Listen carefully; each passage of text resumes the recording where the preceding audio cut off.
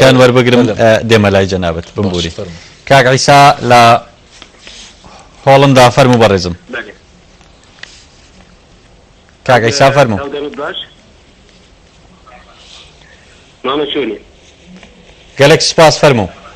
انا بلاكم شوني سباس بو برزان كاك عيسى فرمو جان ترى صلاه بو انا ابو سيدة علي سويسباني قال لك سباس بناري سيداي راسي بود إذا تيجي تزاوي دورة زور جواني نايا بكردستان زور وأول رئيس بود بعيسوي سيباني هذا خو بيوندي كاك عيسى نما أميرة خانم كاتتان باش برزم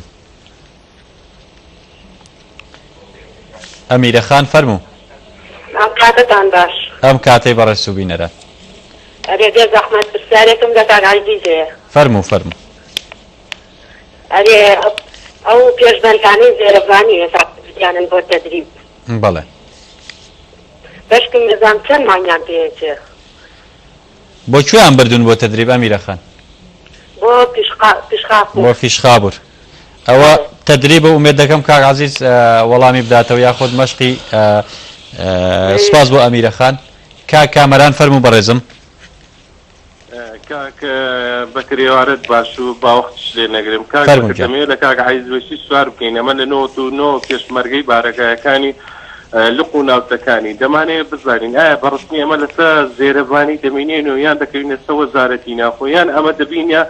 زمك لو زمك ولا سجش عراقي دياري كراو او سار ديوا دماني من نتيجة اخي لكاك عايز وشي ور بقري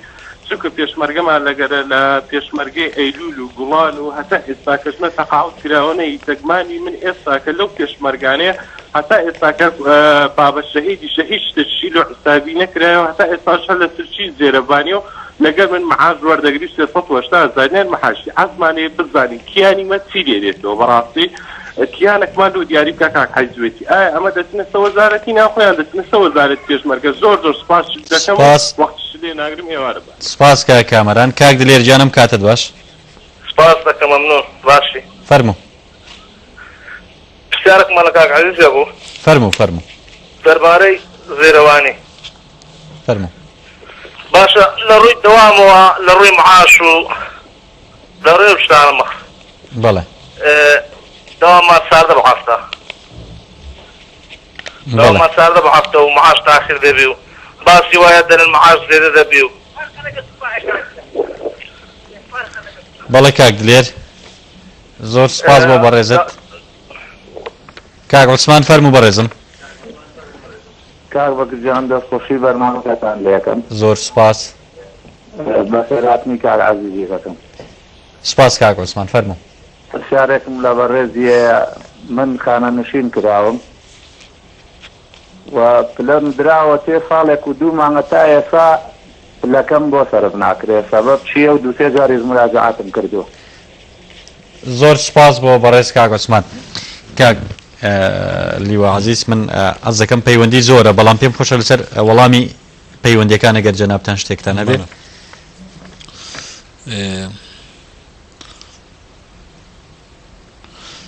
نسبەتە وێ خشکێ ئەمیرە خان بەڵێ خشکە ئەمیرە ئەوانە داخواستکردن کە کەنگی خەلاص دەبن بەڵێ توانەوە بەرنامە پرۆگرامێ خۆی هەی مەشقەیە و بیا پرۆگرامی خوب دیمایی بینن ئەوان دێ مەشقا خۆ تەواو بکەن و پشتێنگە دێن هەرکی خوب بینن هەندێکی بەرکی هەست دەکەن و دوور کەتنە بەس ئەگەر لە نزیکیش بانە هەر نەچوو ماڵا خۆ هەر وانە دێتن شتێدا دمەشقێدا بێتن پێویستە دمەشقێدا ئەو دەم حتا کاری خۆ تەواو بکەتن جێوان gelekî baş e û karێkî baş jî dikin û zor jî serkeftiyane meşqawan derbas dibîtin û rastî jî ew hêzê konûkelwêrê ne nimuneyekî gelekî baş in supayê çar e xelkekî gelekî dîre ji xaneqîn û Silêmanî û Rewandiz û Qeladiz û wan devera hemî xelk tê de ye heta menteqê Helepçe û dewrûbera ewana او چون جویر درباسی بیشا بیرو بینن سرسنور سوریه و ترکیه لویر مشق خود بینن بس هندر روحکی گرم و باوریه که مازن و جلک جی التزام و ضبطه که باش کنه کاروان زور باشه روزانه از د پیوندی دامه د جل فرمانده اتوانا زور ممنونه کاروانه بچند جار از خوشی چوم سردان وان مکرنه و بو آگاداری یعنی جگیری گشتی هزین امریکی جگیری جنرال اودرنو حاطت جل سروک ارکان لشکر کردستانه هم چون اوان دیتن یعنی بخوب او وصف کوان کرن یعنی جله که جهد الخوشی ما بو سرفرازی بو ملت کرد همیجی یعنی برکه او یکون نافکار دا باش نزانیتن که قیمت اوی نرخ اوی بهای وی چنده بس در ودا جله که باش معنی که دیدن و مثلا هات با هزا که بسر و بردیت با کلاسیکیت به دیار ذكري بلين برز لواء عزيز ويسي لقال أو ذاك أمر دبينين مشقيكي جرينج ودتوانين بلين وكيزيكي نظامی و با پیستانداری سربازی سردم مشق و راهنان با فرماندهی گشتی پیشمرگی زیروانی دکره لولاتی مده. بله از بیم سر به پرسیب از برسا وان بدم اگر تو دستی جان بده ایدی تری اوان کو شنو تو ده نه بو مثلا حراساتا کو او کاده چه بیتن ده سر پازارت نافخو دبن و دل دی فیاسا گشتی اوان جده هر کی مافو ارکی ولده تا چه کرن چونکه او بریار کوج پارلمانی در کردن لسر همی لشکر کردستان ده و هز نافخود اینا جیبه کرن راسته دوام بلکی زیده و راتب ما او معاش کیما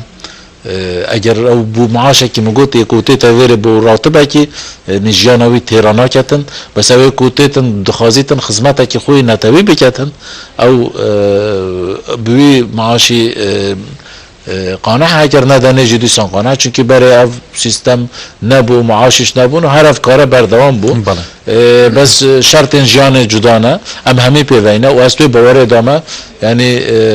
گوهرتن باشی ده چه بن بو زیروانی و بو لشکری کردستان بجشتی جی بس هندکی دم لازمه و صبر ما لازمه پیوسته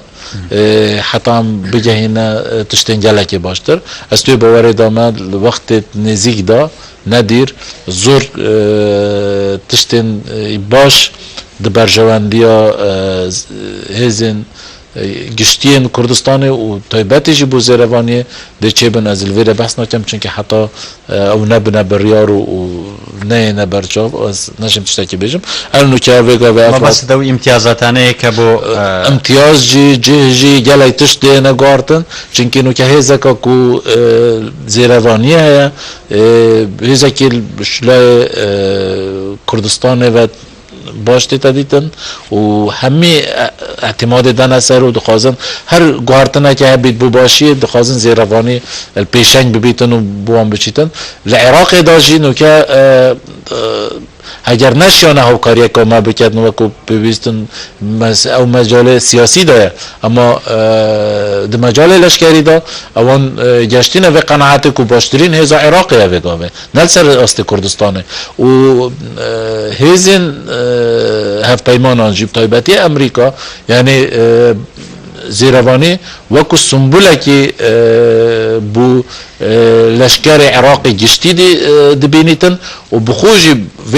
احتراف دیکن که وان به همه هزا خو خواستنه که لشکر عراقی و هزت امنیت عراقی تدریب بکن و امکانات بدنه و هر تشتی بوان کری بس نشانه آستی وان بجهینه آستی که زیروانی تیدا بوا امکانات تیر